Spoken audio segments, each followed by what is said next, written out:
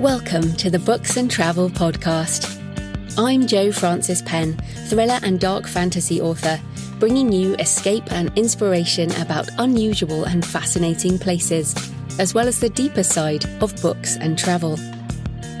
You can find the episode show notes at booksandtravel.page, and if you enjoy thrillers set in international locations, download one of my ebooks for free at jfpen.com/free.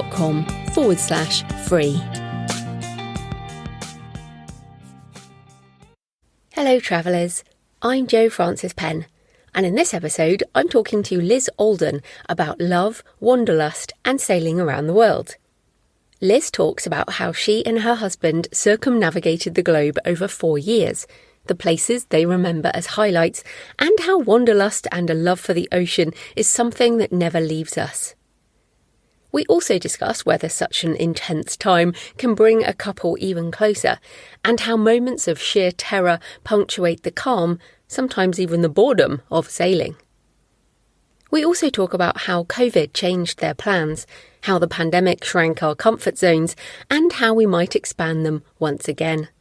So I hope you enjoy the interview with Liz today.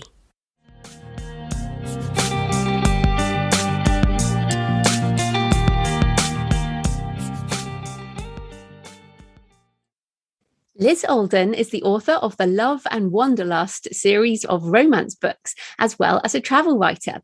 She circumnavigated the world over several years with her husband, which we're talking about today. So welcome, Liz. Thank you, Jo. Oh, I'm excited to talk about this. But first up, tell us a bit more about your history with boats and the water. Did you always want to sail around the world? That's an interesting question because the answer is no. I grew up around the water. My grandfather had a boat business. My dad had a boat business. My uncle had a sailboat. My stepdad had a sailboat. But I wasn't as wildly into it as one would think. But then my dad took my husband for his first sail. And my husband was like, oh, man, this is really cool. And then he got on the internet and he was looking around and he was like, people quit their jobs and go sail around the world. This is something that we could actually do. So let's do it. And and then the timing kind of worked out for us. I was ready to transition out of running what had been my dad's business. So I sold that company and we bought our boat and we took off sailing. Wow, that's so interesting. So your husband didn't have any background, but he was the one who wanted to go. Right. And in most sailing couples, it's kind of the opposite. It tends to be a male-dominated activity or a sport. So a lot of the people we meet out here, it's more of the man who has the background in sailing. And unfortunately, stereotypically, they usually have to convince their partner to go sailing. And so I didn't instigate the conversation, but I was very gung-ho about the idea of traveling around the world on a sailboat. Because of all your skills. And I've been wondering about this in terms of the sort of love of the water and almost needing to be near the water. Do you think some people are almost born with a desire to be by water? Is that something you've noticed? I mean, obviously in your family, but in the people you meet, do people when they're away from it just long to be back? Yeah, I think there's just something so different about being on the water versus being on land. And I can understand certainly having your feet on the ground and like planting yourself to the ground. But then there's that something different about the way, not even the way the water looks or the way the water feels, but just how you can tell that you're near the water. And as a sailor who's come into port, I know that it can be the opposite way too. Like you can smell land when you're approaching, just like you can smell the ocean. So it's this all sensory kind of thing. And it's just two very different feelings for like fully encompassing experience, right? Yeah, I've only done a little bit of sailing, but I live near a canal and a river, and I know it's different, but I do feel like I'm happiest when I walk near water, and it's got a sort of calming sense, but I have no desire to live on it like you do. That's fair. It's not for everyone. No, exactly. So let's talk about the planning of the trip. So your husband says, right, well, let's go. So how do you figure all that stuff out? The first step was to go boat shopping, which is an enormous challenge in itself that I think we had no idea what we were getting into at the time. Now, 7 years later, we can thankfully say that we really like our boat and we're very happy with it. She's obviously been quite seaworthy for the past 7 years since we've made it all the way around the world, and she's very comfortable. She is a 44-foot catamaran. So while it's smaller than most people's houses or apartments, it is still very comfortable for a boat. And then after you get the boat figured out, it's actually surprising because a lot of people don't realize how restricted route planning is for sailing. People just think like, oh, well, could you be over in this place by this time? And we're like, well, no, not really. We are restricted by storm seasons. So there are certain parts of the world that we don't want to be in for, like hurricanes on the Caribbean in the Atlantic. And then we're also fairly restricted by the wind. And as sailors, we are basically tropical trade wind sailors. So we're looking for places in the world where the wind goes from east to west. And so that says to us, well, most of the time we're traveling west.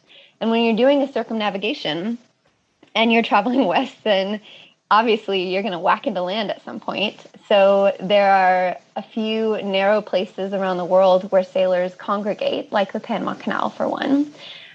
So the route planning is actually like anybody who plans to circumnavigate is pretty much going the same route, which in itself is really interesting because you end up meeting the same people in one place and then you connect with them again thousands of miles down the line because you're all kind of going the same way.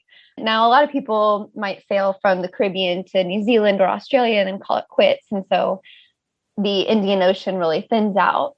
But the route is fairly consistent, which was pretty surprising to a lot of people. You don't actually have this whole wide world to transverse. You have a typical route, and people might think we're crazy for moving onto a boat and traveling full time, but then we really think the people who go the outside the norm route are really crazy. And you're like a freelance travel writer, and there's a big community, isn't there? You can pretty much find out all the information from all the community who are already doing it. Yes, exactly. There are so many people out there writing about it. And that was one of the things, like I said before, that my husband started finding people online who were doing this and who were writing about it. And at the time that we started, there weren't many like YouTube channels that were documenting their adventures. So we were early to the game in doing that. But now there's YouTube channels like crazy who are talking about sailing and going interesting places. And that's really interesting because it's, a whole additional depth level of researching and planning your own route is you get to see people and listen to them in a video and see what they're experiencing in that additional dimension. Well, you better just share your YouTube channel as well. What's that? Our YouTube channel is called Out Chasing Stars, as our website as well. And of course, Facebook and Instagram and all that. So we share, and we have shared our entire circumnavigation in video on our YouTube. Yeah, that's fantastic. So people can go and have a look. So let's talk about the trip itself. What were some of the highlights and the places that you still think about, really? Well, our big kind of geographic region that we absolutely fell in love with was the South Pacific. And so when I talk about like our top 3 places, they are in the South Pacific. French Polynesia is definitely one of the most amazing places we went to. And it has a special place in the heart of sailors because for someone who's circumnavigating, their longest passage is going to be across the Pacific Ocean. And our Pacific crossing was 19 days, and our first landfall was Fatuhiva. In Fatuhiva, you arrive, and it's like this Jurassic monstrosity of an island. It's all jungle, it's all lush, and you feel like a dinosaur could step out. And then you get the culture of the Marquesan people and the natural beauty of the water and the wildlife. And that is just, it's unbeatable, I think, in terms of the location we've been to. And then in the rest of French Polynesia, you have the Tuamotus Islands, which are like your sandy tropical atolls with palm trees.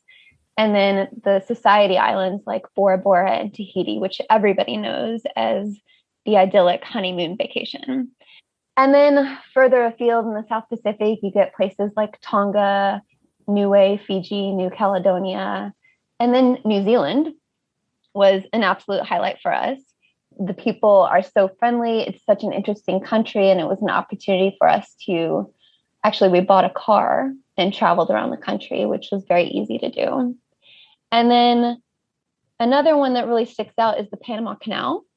Because it's a bottleneck for sailors, and it's something that is such a unique experience to go into the canal with these huge cruise ships or cargo ships and your little sailboat, and you have usually more crew on board than just you and your partner, and you have this marvel of engineering that you get to experience firsthand, and it's really fascinating. Yeah, it's so funny because, of course, the open ocean is just completely different to the Panama Canal, which I've seen pictures of and seen on, video and things. Mm-hmm. I mean, it's not a small canal, but it's still, you still have to there's lots of things to bump into, basically, aren't there? Yeah, and then you're dealing with the cruise ship behind you that's like running a bow thruster, and your boat is moving and shaking, and it's just so bizarre. It's a totally unique experience. Yeah, and the other boats going through there, they can be these huge container ships, right? That are like a city. Yes. Yeah. We're in this little catamaran. That's yep. Kind of crazy. We actually, the way you go through is you raft up with other boats your size. And so you're like, you've got 3 sailboats rafted together, and we all fit like underneath the bow of this giant cargo ship. I mean, it's crazy. Yeah, that is mad. Well, yeah, you mentioned there are other boats and also that people go the same way. So I think in some people's minds, sort of, alone on the ocean. But how much were you alone, or were you with other people quite a lot? When you're out on the ocean doing a passage like the 19-day one from the Galapagos to Fatu Hiva, like we did, we're really not seeing anybody. So it is just the 2 of us for weeks. And we might occasionally see a cargo ship or another sailboat, but it's really few and far between, which is pretty amazing. And then I guess we've got to talk about the romance, because you write this Love and Wanderlust series of romance books. But is it romantic really to be on a boat for so long in a partnership? I think so. And my husband thinks so, which is great. It is very interesting to spend so much time with someone. And I read recently that the average person who has work and who has obligations spends about 2.5 hours a day with their partner, including the weekends. And then even when you retire, that only moves up to 4 hours a day. So we're spending 24/7 a day for the past 24 hours a day, 7 days a week for the past 7 years together. And that's really a lot of time with your partner. But I do find it romantic in a lot of ways. We have such a strong relationship, and we have all of these shared experiences together. And we always get to reminisce about these amazing things we've done together, and also the hardships. Like, we've come out from a lot of hard things on the other side, and it gives us a lot of faith in our relationship and our love. And so you mentioned there the hardships. What are some of the difficulties that you had on the journey? The biggest difficulties usually center around the boat. And I think that we've been the boat in terms of mechanics. And I think we've been very lucky in our boat. But there are times when something breaks, and that's usually the most stressful. I can think of a time when we were flying our spinnaker, and I'm going to try not to get too technical, but basically a line got twisted and then a block broke and we were about to chafe through a line and we're panicking and we get the line on just in time. The old line snaps. Our sail is, basically fluttering 12 feet off the deck higher than it's supposed to be. And we've got to figure out how to get the sail down in a way that's not the normal way. And as we're getting it down, the wind catches it in a certain way. And next thing we know, it's overboard. Part of it's overboard and it's heavy and we're getting pulled towards the lifelines. And we need to worry about the lines not getting caught in our propellers. And it's just, that's an example of a very stressful time when things don't go particularly right and you have to react in the moment and figure out how to make it work. And it is life and death. So it's a lot of stress and it can be very hard. And once you've gone through that, you have to try to overcome any residual fears because you know things are going to happen again. But at the same time, you've overcome it and you know how to handle a better scenario or how to handle the scenario better because you have that experience. And that, I mean, as you said, that's a physically dangerous situation. Obviously, there's times when only one of you is awake. Mm-hmm. So is it sort of lots of, not boredom, but lots of calm followed by acute fear for a short amount of time and then back to calm again? Yes. It is extreme stretches of boredom sprinkled with moments of sheer terror. And what does happen on those times when one of you's awake and the other one's asleep? I mean, obviously you're looking at the ocean and things, but is that a time where you relish the time alone? I think I do. I know my husband does. It's a time to do the things that we want to do. And interestingly, most of the time this is without internet. So that might be hard to imagine for a lot of people is, well, how do you entertain yourself for 3 weeks without internet? And for me, it's been reading. And I am a voracious reader, like a lot of romance readers are. And so I get this time to really plow through books and experience something new, which is interesting being in such a unique location that I'm in when I'm reading these books. So it can be a contemplative time. We stargaze, we watch the sunset together every night, if there's a good sunset. I know my husband is usually really enjoying the sunrise and I'm asleep for that most of the time. But we do get a quiet calm that most people never experience, especially being away from the internet like that. Yeah. And I guess obviously you've got this romance series. What did you see along the way in terms of different places and relationships that made you want to write the books? Because obviously there was you and your husband. That's just one way of being romantic. What else did you see in terms of romance? Yes. We have met so many couples who met prior to or met as they were like starting this adventure or in their adventure. So we have friends who met on the dock in the marina, and one of them was getting ready to go sailing and invited the other one along. And we have friends who were cruising tropical islands and met one another at a bar. And the person with the sailboat said, well, why don't you come join me for a weekend? And then they fall in love with the boat and fall in love with the person. And there's it's such an interesting mix of like falling in love with multiple things at once, because you have to really love the adventure, but then also really, really love the person that you're gonna commit to all this time to. So you're taking this like huge leap of faith in so many aspects of your life. And I thought all of that is really interesting, and especially thinking about how you have an intensity in the relationship when you kind of take that leap with someone. And that's a really interesting thing to write about as a romance author. Yeah, I totally agree. And yeah, even your covers are very evocative of places. But I wondered about, you're out and you're sailing, and how do you know when it's time to stop, whether that's stop in port for a bit longer? Do you feel like, right, it's time to stop for a bit now? Or how do you know when it's time to keep going? Usually our hand is pretty forced by the weather. So like I mentioned earlier, there's the storm season. So you have hurricane season in the Atlantic and then cyclone season in the South Pacific. And this is something about the circumnavigation that we didn't fully understand before we took off on it. But you are always planning ahead to where you're going to be for the next storm season. So it's not quite as leisurely of sailing as I had expected.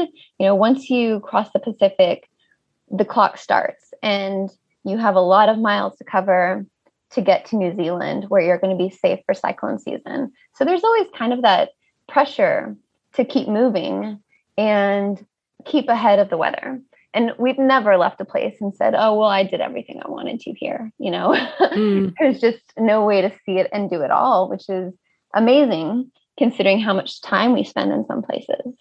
So how long did it take to do the entire circumnavigation? It was 4 years and 3 months. Right.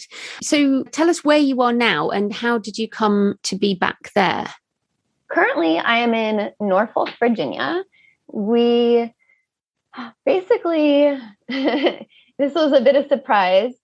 When COVID hit, we were finishing our circumnavigation. We actually had a party scheduled to cross our wake with friends and family in the Caribbean, and that got canceled. We had to divert our course to Antigua, where we would be let in. And then plans, just as for every traveler, COVID washed plans out the window. We ended up coming up to the Chesapeake Bay and leaving the boat on the hard for a year. So we came back in June. Well, we came back to the boat in May. We launched it in June, and we've been sailing the Chesapeake for the summer and the fall. And now we are in Norfolk waiting for, well, essentially we're waiting to finish some boat projects, and then we will head south to the Bahamas. And our intention is to do a bit more of a leisurely season in the Bahamas where we won't have to stay ahead of that storm seasonality and just kind of leisurely explore some islands. And so I know some people might be thinking, so practically, how does one support a living in this way? Mostly savings. I like to say that I am a digital nomad, but I'm not great at getting paid a lot. I basically spend most of my time writing. I write my own novels. I write for sailing magazines. I write for various online publications. And then my husband does investing in addition to some entrepreneurial stuff that he works on. So we do make some money here and there, but mostly we've saved up and that's how we support our lifestyle. Well, obviously there's buying the boat, which is expensive, but it doesn't seem like once you're going, I mean, you can find cheaper places to moor, and it seems like maybe once you're going, it's not so expensive. Would that be right? Or is it a really expensive way to live, basically, is the question? I think it varies a lot. There are certainly people who cruise very cheaply. I know several people who talk about this publicly, and they might sail and spend less than $1,000 a month, which is incredibly cheap. We are definitely not on that kind of a budget. We do, though, have times, like a lot of times in the South Pacific, there just simply aren't marinas to go to. So we anchor everywhere, and that costs us nothing. And then things like healthcare, you know, as an American, that's really quite an issue, but our healthcare costs are very low, also because we're young and in good health, but we have medical care expenses all over the world, and it's amazingly cheaper than we would have here in America. We might be in places where there is no restaurant to eat out in, and so we cook a lot on the boat, and we do fish, and we do all of these things that make life less expensive than it could be on land, for sure. Yeah, it's so interesting. There are a lot, I guess the messages, there are a lot of different ways to live on a boat. And I've been talking to quite a lot of sailors recently, so I've been learning a bit more. But when you had that year, obviously COVID shut everything down. What was it like to live back on land? Was it something where you felt like, I think we could carry on doing this? Or were you just desperate to get back on the boat? It was about 50-50. I think, you know, we're looking forward to another season on the boat. our plans are very fluid after that. We have none. But we did also enjoy spending some time on land. We kept it pretty nomadic, actually. We spent time with family, and then we picked 3 different places around the United States, and we stayed 2 months in each place. So we got to explore the country a little bit in a bit of a slow travel way, which definitely helped the Wanderlust. I mean, we were exploring some pretty interesting places and also doing some really fun things that we hadn't been able to do in 6 years, like going skiing and stuff like that. So we found a way to make it work. Oh, that's interesting. So I do love that you use Wanderlust in your series name. And I wondered, is it a feeling for you, and how do you think people like us are born with it, and will it ever go away? I don't know if we're born with it because, well, I'm sure some people are, but to me, I can pinpoint that my dad was very interested in travel, and he took us on some really interesting trips when I was younger. And that kind of infused my life with this idea of traveling a little bit. And I think that as our digital lives get more, what's the word I'm looking for? I guess if you immerse yourself in certain corners of the digital world, then you get to see opportunities. And it's a bit like a fear of missing out. You see these amazing places and you think, oh man, I want to get there.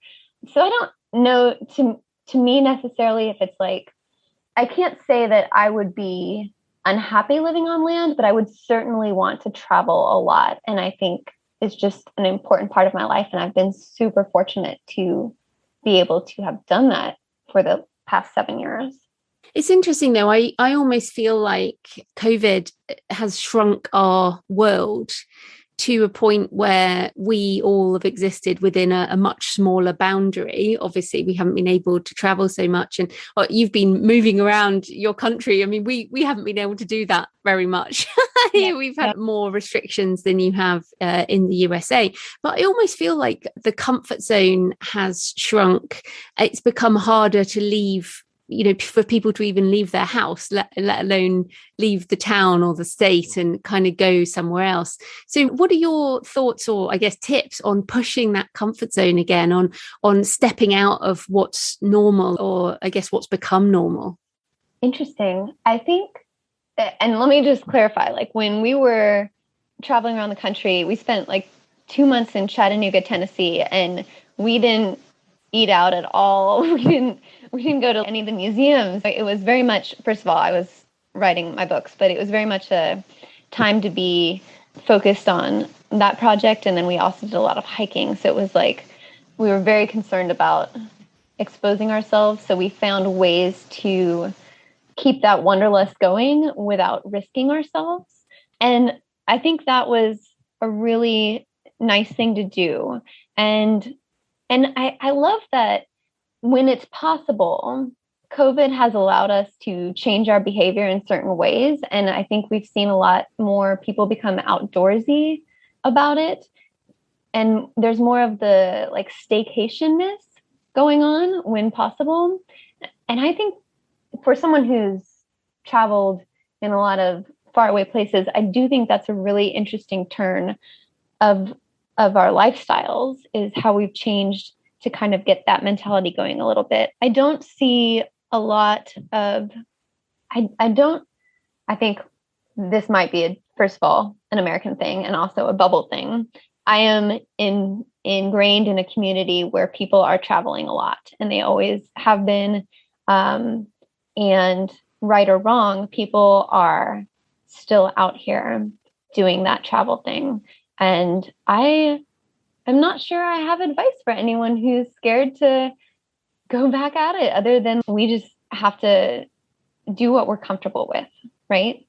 Yeah, I guess for me personally, my comfort zone was much bigger. What was comfortable, I think what was comfortable before COVID has become more difficult because of the travel restrictions, because of even here in Europe, and post-Brexit. So I've got post-Brexit, post-pandemic. It's much harder to do the things that once were easy. And it's revisiting the idea that it is worth the difficulties to go places. I mean, like you on your sailing, there is a lot of difficulty with a boat. Yeah. And so when we were looking at, let's see, about this time last year, our plan had been to go to the Bahamas. And with COVID and everything, we looked at each other and we were like, well, we don't have vaccines. And sure, there are people going to the Bahamas, but that's not a risk that we're willing to take at this time. So that's when we did our exploring the country and living in different places in the United States. So yeah, it's really interesting to talk about people's risk tolerances in that kind of thing. And it is a bit controversial. But I'm glad that we sat out a year and waited for our vaccines and said, well, I think traveling to the Bahamas right now, and this is the 2020 right now, was too difficult. So we put it off and waited until we were ready to get moving. Mm-hmm. Yeah, and I actually wonder whether international travellers are much more comfortable with vaccines. Like I went to school in Malawi in Africa, and you have your vaccinations. Because if you're travelling in a lot of countries in the world, you really want your vaccinations. You don't have an issue with them. So I think that that's something that perhaps is interesting for travellers. We have a different perspective perhaps on health, because in many places it's much more precarious.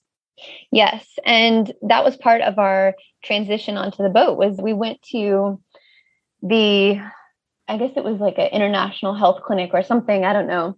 But we went and said, all right, these are the countries that we know we're going to go to. And here are some vaccines that have been recommended to us. And so we want to make sure we have documentation for all of our vaccines, and then any boosters that we need, or even new vaccines based on the places that we're going to. So we got like the rabies vaccine, and hardly anybody has the rabies vaccine around here. But when you're going to places where rabies can be prevalent, like Southeast Asia, load me up with the rabies vaccine. Yeah. It is a problem if you get bit and contract rabies. Oh boy. Oh, yeah, exactly. But no, I think it's just such an interesting perspective. And well, fear of getting sick is something that does stop people traveling.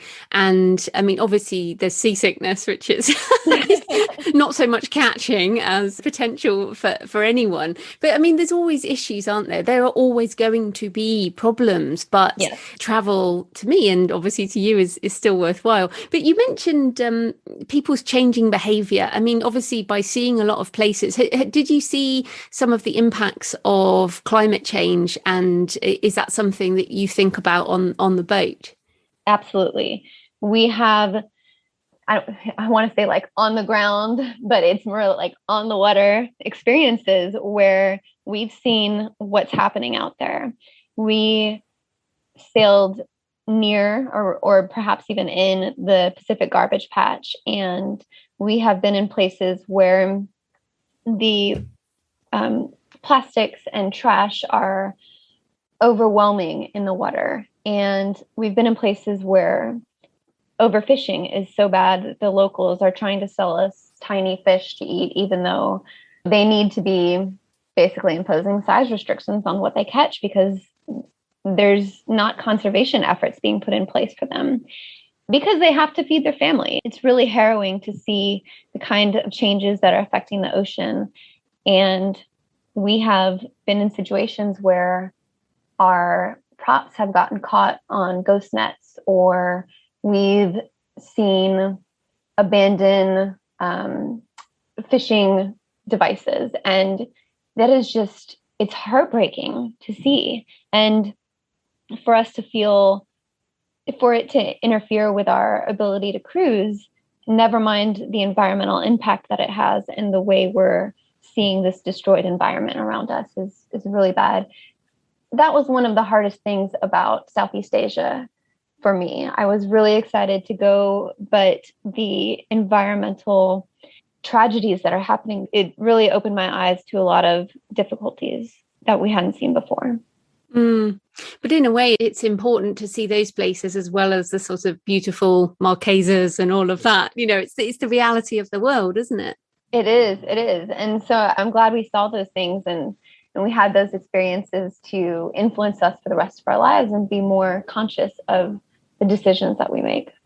Yeah, and I think that's the thing. There is this issue in the sort of travel industry and those of us who love traveling, which is, should we be traveling? But as you say, it's more about being aware and being mindful and protecting the things we love. And sometimes you don't know what you love until you go and see it, I feel. Yes, absolutely. Yeah. Oh, well, maybe one of your romance novels can be like a eco warrior. Cleans up the Pacific garbage patch romance. I have thought of doing something like that. I've met plenty of people who are doing interesting things in conservation and environmentalism. So we'll see. Thanks for the future book ideas, Jo. Oh, well, it's very romantic to be saving the dolphins. I mean... That's fantastic. So, of course, this is the Books and Travel podcast. So what are a few books that you recommend about sailing or travel in general, or any romance travel books, of course? Yeah.